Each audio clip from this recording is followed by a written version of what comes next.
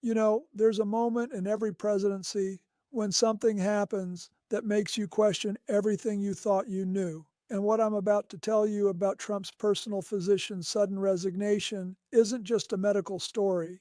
It's a window into something much darker that could reshape our understanding of presidential fitness, medical ethics, and the lengths some people will go to protect powerful secrets. Dr. Harold Bornstein's unexpected resignation last week sent shockwaves through the medical community, but here's what nobody's talking about. The resignation letter he submitted wasn't just about leaving his position. According to sources close to the situation, it contained allegations that could fundamentally change how we think about presidential health disclosure.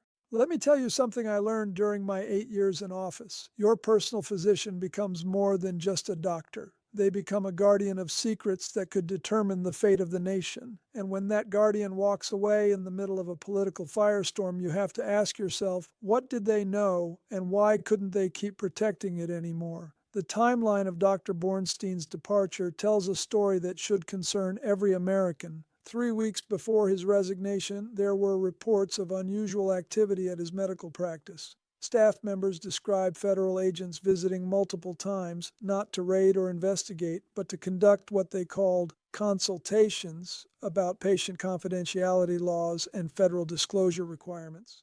But here's where this gets really interesting. According to medical industry sources, Dr. Bornstein wasn't just Trump's personal physician, he was also the custodian of medical records dating back to the 1980s that have never been made public. Records that could potentially shed light on long-standing questions about Trump's cognitive health, prescription medication usage, and undisclosed medical treatments.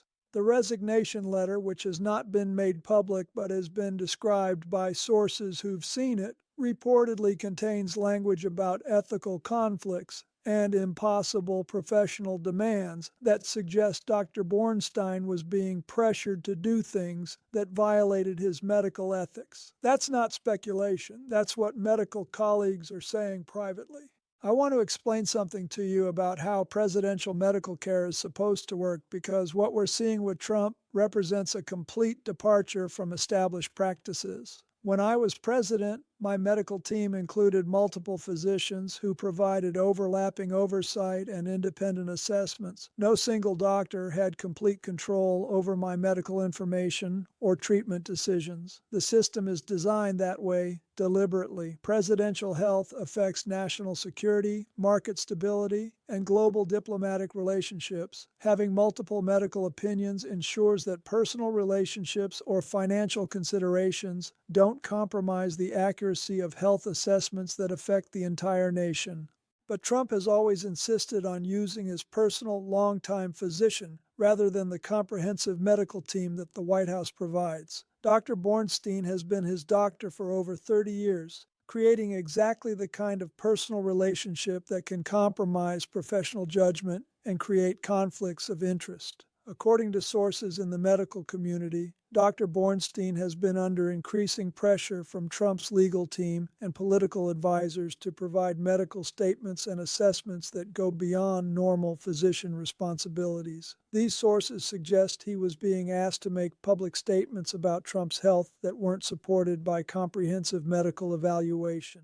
The breaking point appears to have come when Dr. Bornstein was reportedly asked to sign a statement declaring Trump to be in excellent cognitive health without conducting the kind of detailed neurological and psychological testing that such an assessment would require. Medical ethics clearly prohibit physicians from making clinical declarations that aren't based on appropriate evaluation. Here's what should worry every American about this situation. If Trump's personal physician felt he could no longer ethically continue in his role, what does that tell us about the medical information he was being asked to hide or misrepresent? What kind of pressure was being applied to make a 30-year doctor-patient relationship untenable?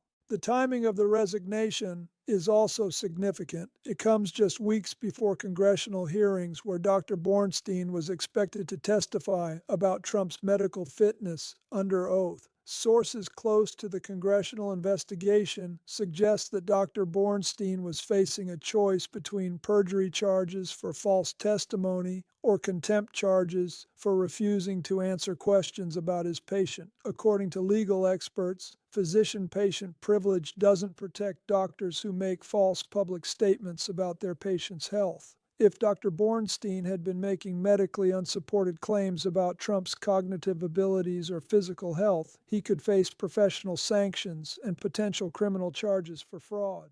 The resignation also raises questions about what happens to Trump's extensive medical records now that his longtime physician is no longer willing to maintain professional responsibility for them. These records, dating back decades, have never been subject to independent review or verification. Medical experts I've spoken with say that Trump's medical history, particularly given his age and the stresses of the presidency, should include comprehensive cardiovascular evaluation, detailed cognitive assessment, and full disclosure of any medications or treatments that might affect decision-making capacity. But none of that information has ever been made public in the detailed, verified format that previous presidents have provided. Instead, we've gotten brief statements from Dr. Bornstein that medical professionals have criticized as unprofessional and potentially misleading. The resignation is already having political repercussions. Democratic lawmakers are demanding that Trump submit to independent medical evaluation by a team of physicians with no personal relationship to him. They're arguing that Dr. Bornstein's departure proves that Trump's medical disclosure has been compromised by personal loyalty rather than professional standards. Republican officials are trying to minimize the significance of the resignation, suggesting it's just a routine change in medical care. But medical professionals aren't buying that explanation. Physicians rarely resign from high-profile positions without compelling professional or ethical reasons. The international implications are also concerning. Foreign governments rely on assessments of American presidential health to make critical diplomatic and security decisions. If Trump's medical information has been unreliable or incomplete, it could have affected international relationships and agreements in ways we're only beginning to understand. Intelligence sources suggest that foreign governments have been conducting their own assessments of Trump's health based on public appearances, speech patterns, and behavioral observations. The fact that his personal physician has now resigned will likely intensify these independent evaluations and could affect how foreign leaders approach negotiations and agreements. The legal vulnerabilities are expanding as well. If Dr. Bornstein was pressured to make false medical statements, it could constitute obstruction of congressional oversight, fraud, or conspiracy charges against officials who applied that pressure. Congressional investigators are already exploring whether Trump's legal team interfered with medical assessments. Looking ahead, the most immediate question is who will replace Dr. Bornstein and whether that replacement will provide the kind of comprehensive independent medical evaluation that the situation demands.